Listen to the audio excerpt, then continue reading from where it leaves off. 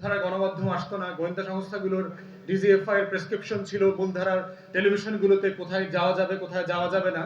ঠিক সেই সময়তে আমাদের চিৎকার চেঁচামেচিগুলো আপনারা কভার করেছেন, সামাজিক যোগাযোগের মাধ্যমে ইউটিউবে আপনারা ছড়িয়ে দিয়েছেন এবং আমাদের সাথে দেশের কোটি কোটি জনগণের যে যোগসূত্র তৈরি করেছেন, এটা ঐতিহাসিক।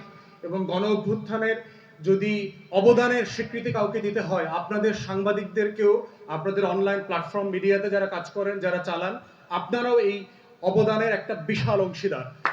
অর্থাৎ সেই জায়গাতে আমরা আপনাদেরকে অ্যাকনলেজ করছি এবং কৃতজ্ঞতা প্রকাশ করছি আমাদের তরফ থেকে। দেশের ব্যাপারে আমাদের সংক্ষিপ্ত বক্তব্য হচ্ছে যে বাংলাদেশ 2-এ একটা নতুন রাজনীতি তৈরি হয়ে গেছে।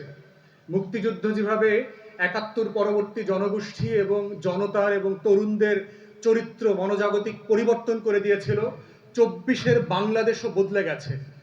যেই ৬৫% জনগোষ্ঠীর বয়স ৩৫-এর নিচে, এই জনগোষ্ঠীরা ভাগ্য তৈরি করবেন আগামী দেশের বাংলাদেশ 2 বলতে কি বোঝানো হবে, দায় ও দরদের রাজনীতি মানেটা কি, বাংলাদেশে কি আমরা আবার গুমের রাজনীতিতে ফিরে যাব, আবার কি আয়না ঘরের রাজনীতিতে ফিরে যাব, আবার কি লুটপাট অলিগার্কি মানি লন্ডারিং এর রাজনীতিতে ফিরে যাব, আমরা কি আবার ইলেকশন ইঞ্জিনিয়ারিং দেখব, কে জিতবে কে হারবে বিভিন্ন জায়গা থেকে সিদ্ধান্ত নেওয়া হবে, কে কথা বলতে পারবে কে বলতে পারবে না, কোন কথা সঠিক, কোন কথা বলা যাবে এবং কোন কথা বলা যাবে না, সেই ধরনের একটা ফ্যাসিবাদে ফিরে যাব অথবা ফিরে যাব না, এটার একটা চ্যালেঞ্জিং টাইম এখন চলছে। এবং এটার অংশ হিসেবে আপনারা দেখতে পাচ্ছেন যে বাংলাদেশে যখন আমরা সংস্কারের আলাপ তুলছি, বাংলাদেশে যখন আমরা বাংলাদেশ 2-এর দায় ও দরদের আলাপ তুলছি, বাংলাদেশের প্রতিষ্ঠানগুলোকে জনগণের প্রতিষ্ঠান বানানোর লড়াই করছি, তখন আমাদের বিরুদ্ধে প্রোপাগান্ডা, বিভিন্ন ধরনের মিসনোমার এবং ডেমেনিয়ার ক্যাম্পেইন চলছে। এই জায়গাগুলোতে আমরা বোধ করছি যে বাংলাদেশ 2 করার আগে আপনারা যারা ঐতিহাসিক ভূমিকা পালন করেছেন, দয়া করে আপনারা রাজপথ থেকে চলে যাবেন না, আপনাদের লড়াই থেকে আপনারা চলে যাবেন না।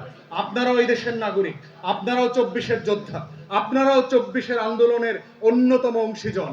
অতএব বাংলাদেশ 2 গড়বার যে চলমান লড়াই আছে, সেই লড়াইয়ে দায় ও দরদের রাজনীতি আমাদেরকে তৈরি করতে হবে।